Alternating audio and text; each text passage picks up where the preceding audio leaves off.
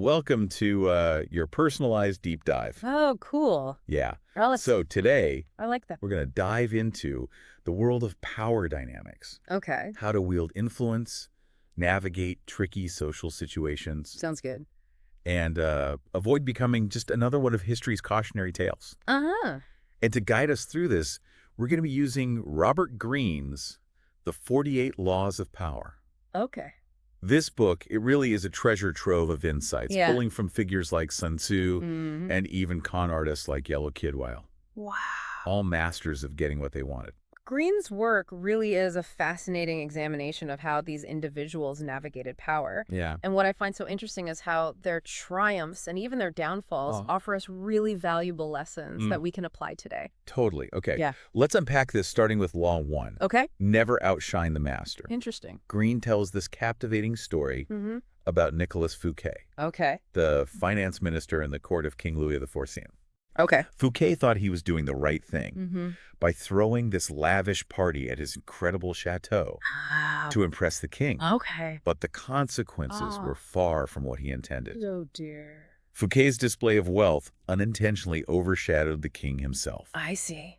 which led to envy and suspicion. Makes sense. Louis XIV felt threatened, Oh. which ultimately resulted in Fouquet's imprisonment.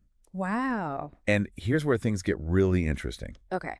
Louis XIV then replaced Fouquet with Colbert, Uh-huh. who was known for hosting the most boring parties in Paris. Oh, wow. Talk about making a statement. Yeah. This really highlights that sometimes discretion and making those in power feel superior is crucial for survival. Right. Think about strategic flattery. Okay. Appearing less intelligent, it can be powerful. It's a brilliant illustration of a timeless principle. Mm-hmm. You never want to make those above you feel insecure. Yeah. And this isn't just about kings and courts. This applies to modern workplaces, social circles. It's everywhere. You're so right. Okay, moving on to Law 2. Never put too much trust in friends. Learn how to use enemies. Okay. Greene highlights this with the story of Michael III of the Byzantine Empire, who made the mistake of trusting his close friend Basilius as an advisor.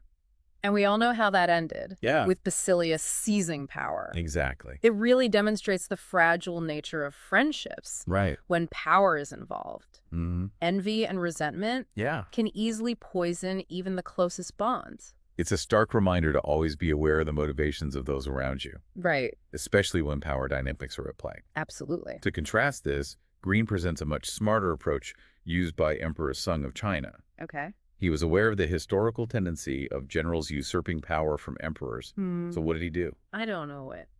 He disarmed his potentially rebellious commanders Okay. by offering them a life of luxury Wow. and ease in exchange for their commands. That is a clever strategy. Yeah. It goes beyond simply buying loyalty. Yeah, Sung tapped into a very deep psychological need, right. this desire to feel deserving of good fortune, Right, by showering his generals with luxury. right. He subtly shifted the power dynamic, Okay. making them feel indebted to him. So they wouldn't bite the hand that fed them, so to speak. Yeah. It makes you wonder if sometimes showing generosity can be a form of strategic control. Interesting. It almost ties into another concept. Greene explores the use of deception, though Yeah. perhaps less extreme. Right. He tells the story of Yellow Kidwell, a con artist who would stage a fake boxing match. What? Yeah, to distract his mark Wow. while closing a shady deal.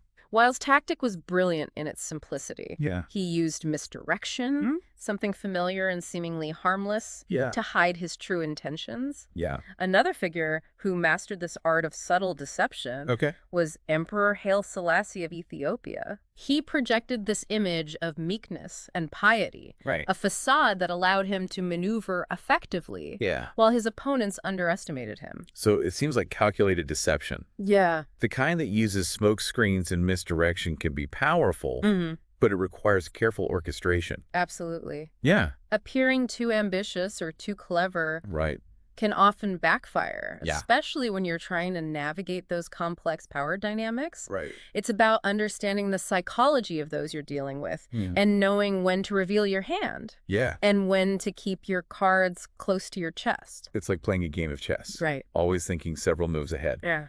Speaking of strategy, Mm-hmm. Green also talks about the crucial role of reputation, Okay. using the story of P.T. Barnum. Okay. Barnum initially struggled to even be taken seriously. He was actually denied a museum purchase, Oh, wow. simply because he lacked a solid reputation. And this experience fueled Barnum's later mastery of image making. Yeah. He recognized that reputation, even if built on spectacle and a bit of showmanship, Right. was a currency that could open doors Yeah. and create opportunities. And on the flip side, there's the story of Mitsusiya, Okay. a Chinese courtier. Uh-huh. His actions, once viewed favorably, Yeah. were later reinterpreted negatively once his reputation was tarnished. Interesting. It really makes you think, Yeah. what if everything you've worked for, Right. your achievements, Yeah. can be easily reinterpreted based on perception? It's a stark reminder of how fragile reputation can be. Yeah. Even when you believe you've built a solid foundation. Right. In a world obsessed with image and perception, Right.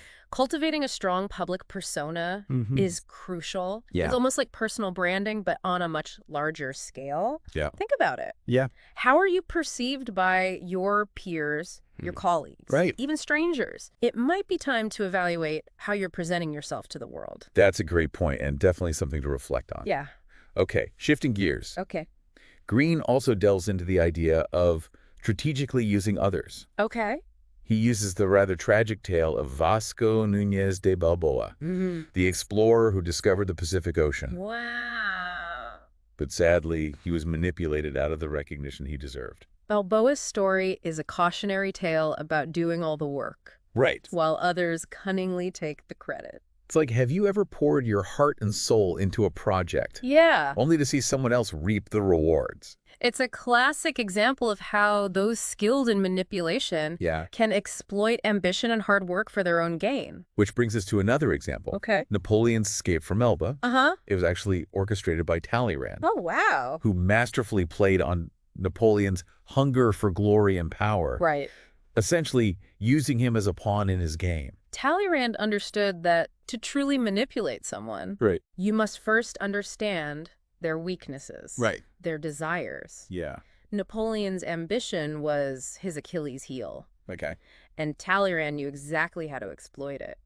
So the lesson here is delegate wisely, Yeah. but always be mindful of the motivations of those you're delegating to. Exactly. It's about discerning who's genuinely there to support you right. and who might be looking to climb the ladder using your back. Exactly. Yeah. You want to empower others, Right. but also make sure you're not being taken advantage of.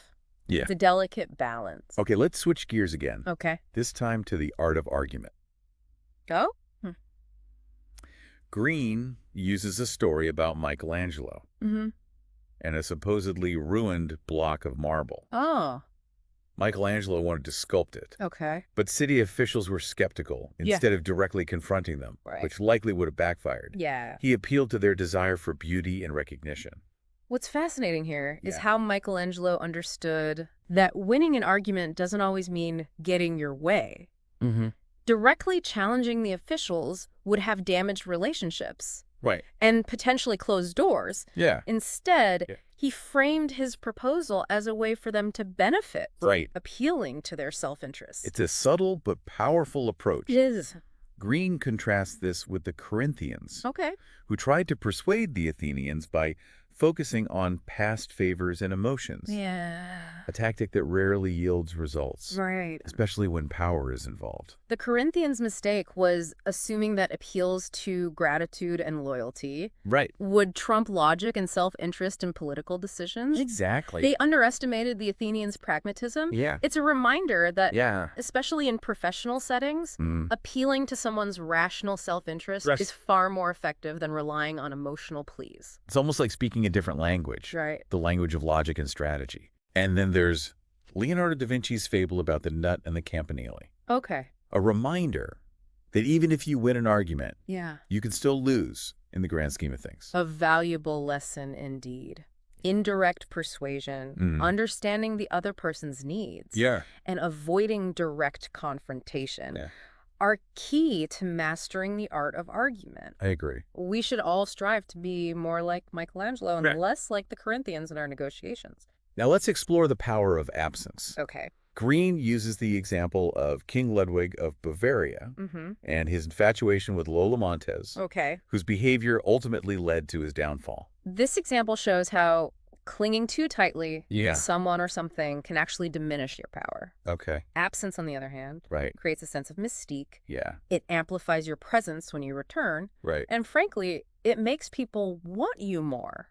So strategically using absence, creating a sense of longing, can be a power play in itself. Exactly. Yeah. Think about those times when you've stepped back from a situation, Yeah. maybe taken a break from a project. Mm.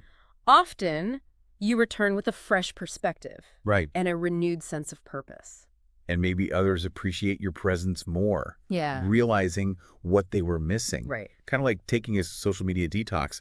You come back feeling refreshed, and often your engagement is higher. Yeah. People were wondering where you went.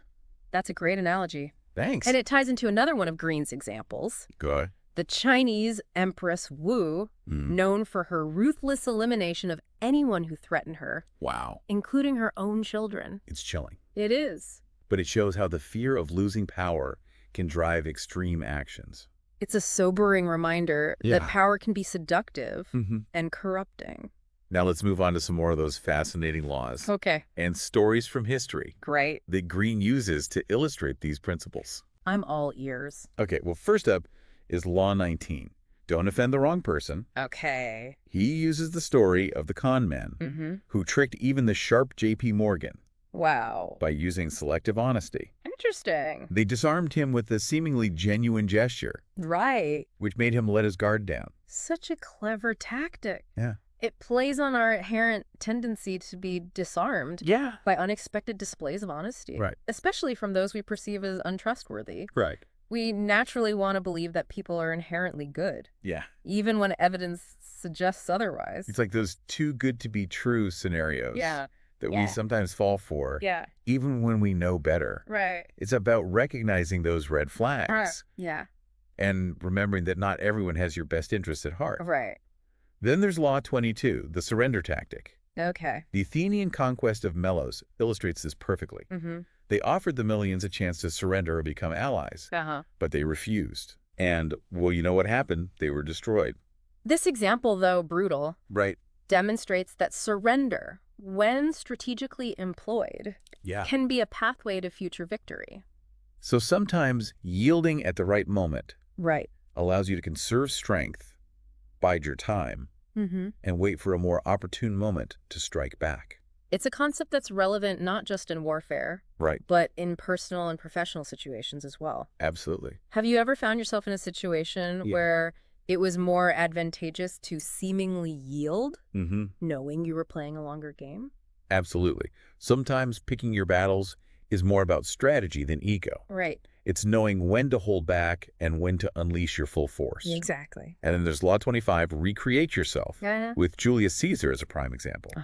He mastered public image through grand spectacles. Right. It's almost like he understood the power of media and branding before they even existed. Caesar was a master of manipulating perception. Think about it. Extravagant events create awe and distract from everyday problems. Right. It's a tactic that's still relevant today, Totally. especially in the age of social media. Yeah. How are you crafting your online persona? Yeah. Are you using those platforms to shape your public image? That's such a relevant question. Yeah. It's almost like we're all playing the role of Julius Caesar Right. in our own digital empires. Right. Carefully curating how we present ourselves to the world. Exactly. And lastly, Law 32, play to people's fantasies. Okay. Green uses the example of the alchemist Bragadino, who captivated Venice with the promise of turning dust into gold. Bragadino's success highlights that understanding human psychology, especially those deep desires and fantasies, can be a potent tool for gaining influence. Right. He offered the Venetians a seductive escape from their reality. Yeah. It's like those get-rich-quick schemes Right. that prey on people's desire for easy wealth. It's a reminder to be wary of those who promise too much. Often, they're exploiting our deepest desires for their own gain. Exactly. Yeah. It's about being discerning, Yeah. especially in a world saturated with information and promises. Let's move on to some more captivating examples from history Okay. to see these laws in action. I'm ready for another dose of historical wisdom. First up is Houdini, Okay. the master of illusion. Uh-huh. His power stemmed from his silence and mystery. Interesting. He never revealed his methods, Wow. leaving audiences in awe. Houdini understood that mystique breeds power. Yeah. By concealing his techniques, Right? he heightened the sense of wonder Right. and amplified his allure. It's a strategy that's relevant for anyone building a personal brand Right. or a business. Yeah. Think about it. Do you reveal all your secrets? Right. Or do you strategically hold back, creating a sense of intrigue? A little mystery can go a long way. It can. Then there's Pontormo, Okay. a Renaissance artist. Yeah. He isolated himself, Mm-hmm. becoming obsessed with detail, Right. losing the bigger picture. Yeah. His work, instead of bringing him fame, Yeah. became his downfall. Pontormo's story is a cautionary tale about the dangers of losing perspective. Right. He got so caught up in the minutiae Yeah. that he lost sight of the overall impact of his work. It's a reminder to occasionally zoom out, Right. to consider the broader context Yeah. of our actions and goals. Right. And to ensure we're not getting lost in the weeds. It's about finding that balance between perfectionism Yeah. and delivering work that actually resonates with people. Now let's talk about Marie Antoinette, Okay. the Queen of France. Uh-huh. Her initial popularity faded as she failed to adapt Right. to the changing social climate, Yeah. clinging to outdated symbols of power. Marie Antoinette's story highlights a crucial principle. Yeah. The need to adapt and evolve. Right. Power is not static. Right. It's constantly shifting Yeah. and being renegotiated. Right. Those who fail to recognize these shifts Yeah. and adapt their approach Right. will inevitably lose their influence. It's a reminder to stay ahead of the curve, to anticipate change, Yeah. and to be willing to embrace new ways of thinking and doing things. Absolutely. Yeah. Rigidity and clinging to outdated methods Yeah. are the enemies of progress and power. Green argues that all these historical figures, in their own way, demonstrate the importance of understanding the fluid nature of power. Indeed. Yeah. Power is like a river. It's constantly flowing, changing course, Yeah. and shaping the landscape around it. Right. To navigate these currents effectively, Yeah. you need to be adaptable, Okay. perceptive, Yeah. and willing to adjust your course as needed. So to truly master the game of power, Yeah. you need to be a master of adaptation. Yes. You need to be able to read the currents, anticipate the changes, Right. and adjust your sails accordingly. That's a perfect analogy. Nice. And it's a valuable lesson for anyone who seeks to wield influence in any field of endeavor. Absolutely. Yeah. Okay. So it's fascinating how those who truly understand power are like skilled surfers, Yeah. riding the waves of change and using those currents to their advantage. It's about being in tune with the dynamics of your environment Right. and adjusting your approach accordingly. Yeah. So let's delve into a few more of Green's power plays Okay. and see how they might resonate with you personally. Good idea. One that stood out to me is Law 4.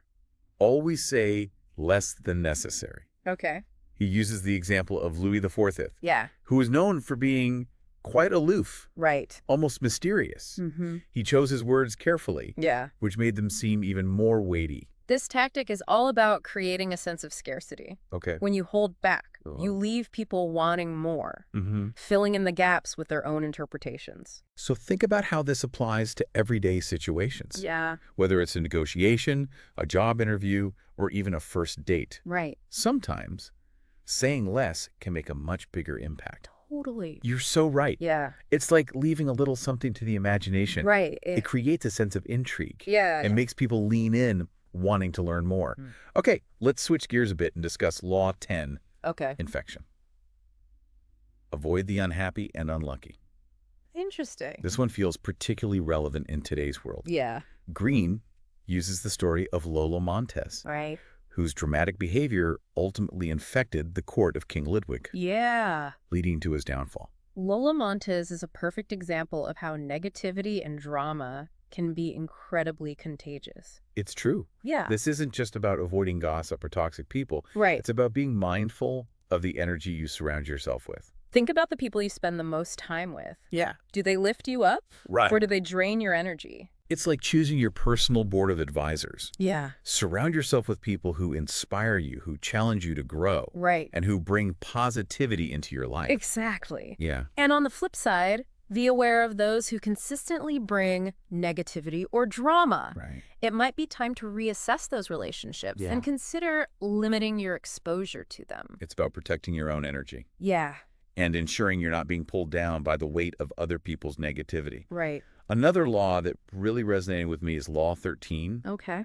When asking for help, appeal to people's self-interest, never to their mercy or gratitude. Oh, interesting. Green uses the story of those con men Mm-hmm. who successfully tricked J.P. Morgan, remember? Yes. They appealed to his desire for a rare book, not to a sense of charity. It's a brilliant illustration of a fundamental principle of human nature. Yeah. People are far more likely to act when they see a clear benefit to themselves. So when you need something, whether it's a favor, a promotion, or even just someone's time, always frame your request in a way that benefits the other party. It's almost like you're offering a win-win situation. Right. You get what you need, Yeah, and the other person feels like they're getting something valuable in return. exactly. It's not about being manipulative or deceitful, Right. but rather about understanding what motivates people Yeah. and framing your requests in a way that aligns with their self-interest. Okay, let's dive into some laws that focus on deception and manipulation. Okay. Law 3. Conceal your intentions is a classic. Yeah. Green uses the Athenian general Themistocles as an example. Okay. He used clever tactics to outmaneuver the Persians, Right. keeping his true plans hidden until the last moment. Themistocles understood that keeping your opponents guessing Yeah. is crucial for gaining a strategic advantage. Right. By concealing his intentions, Mm-hmm. he could lure the Persians into a trap. Think about how this applies to everyday situations. Yeah. Sometimes revealing your endgame too early can give others the opportunity to undermine your plans. Right. It's like playing poker. Yeah. You want to keep your cards close to your chest until the right moment. Exactly. Yeah. And sometimes even bluffing can be an effective tactic. Now let's talk about Law 6. Court attention at all cost. Yeah. Green highlights P.T. Barnum and his mastery of creating spectacle. Right. He wasn't afraid of a little controversy, Mm-hmm. which, as we know, often kept people talking about his shows. Barnum understood that in a world saturated with information, you need to be bold and attention-grabbing to stand out. Right. He used outrageous claims Yeah. and even manufactured controversy to stay in the public eye. It's a strategy that's still relevant today, Totally. especially in the age of social media. It's a reminder that in the right context, Yeah. a little controversy can go a long way in getting you noticed. But it's about finding that sweet spot Yeah. where you stand out without crossing ethical lines. Ab- You want to create buzz without damaging your reputation or alienating your audience. Right. It's No. about finding that balance between being attention-grabbing and staying true to your values. Okay, moving on to some laws that focus more on social dynamics. Got it. Law 9. Win through your actions, never through argument, Okay. is one that really resonated with me. Yeah. Green uses the example of Michelangelo Yeah. and how he indirectly persuaded those skeptical city officials. Right. He didn't argue, he simply showed them what he was capable of. Michelangelo understood that actions speak louder than words. Right. By demonstrating his talent and vision, he was able to overcome their doubts and win their support. It's a powerful reminder that often the best way to persuade someone is not through eloquent arguments, but through tangible results. Think about it. Yeah. Have you ever been in a situation where you're trying to convince someone of something, Yeah. but your words just weren't getting through? What if you shifted your focus to demonstrating your point through action? It's like that saying, show, don't tell. Exactly. Sometimes the most persuasive argument is the one that's demonstrated through your work, your actions, and the results you achieve. Exactly. Right. It's about building credibility through your actions rather than simply relying on your words. And then there's Law 15. Crush your enemy. Totally. Okay. Green uses the example of Scipio Africanus, Yeah. who completely destroyed Carthage, Wow. ensuring Rome would never be threatened again. This law, while seemingly ruthless, Yeah? highlights the importance of decisive action when dealing with a threat. Right. Leaving a defeated opponent to recover only creates future problems. Right. Now, I'm not advocating for violence or aggression, Of course not. but think about this in a metaphorical sense. Yeah. Have you ever allowed a problem to fester only to have it come back to bite you later? It's about addressing issues head on, Right. finding solutions, And ensuring that those problems don't resurface later. Precisely. Yeah. It's about being proactive and decisive Mm-hmm. in dealing with challenges, whether in your personal life or in your professional endeavors. Let's talk about Law 17. Keep others in suspended terror.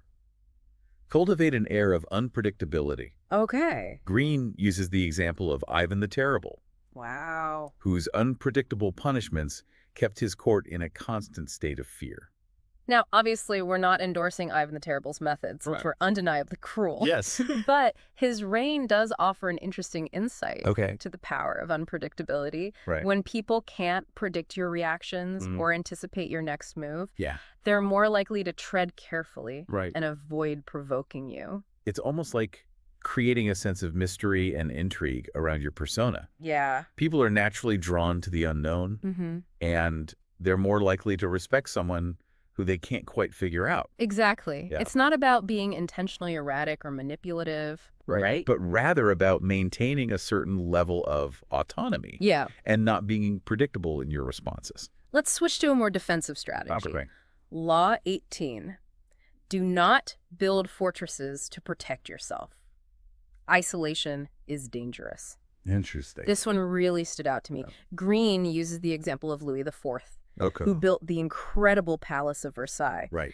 not just for opulence, Yeah. but to keep his nobles close. Really? Yeah. To prevent them from plotting against him? Exactly. Louis XIV understood that isolation breeds suspicion and resentment. Yeah. By keeping his potential rivals close, Right. he could monitor their activities Yeah. and neutralize any threats before they could materialize. Like that old adage, keep your friends close and your enemies closer. Right. Sometimes the best way to protect yourself Yes. is to surround yourself with those who might pose a threat, Mhm. keeping them under your watchful eye. It's like a strategic form of transparency, right? Yeah. You're not hiding anything, Yeah. right? But you're also carefully observing those around you. Exactly. It's about being aware of the power dynamics at play Yeah.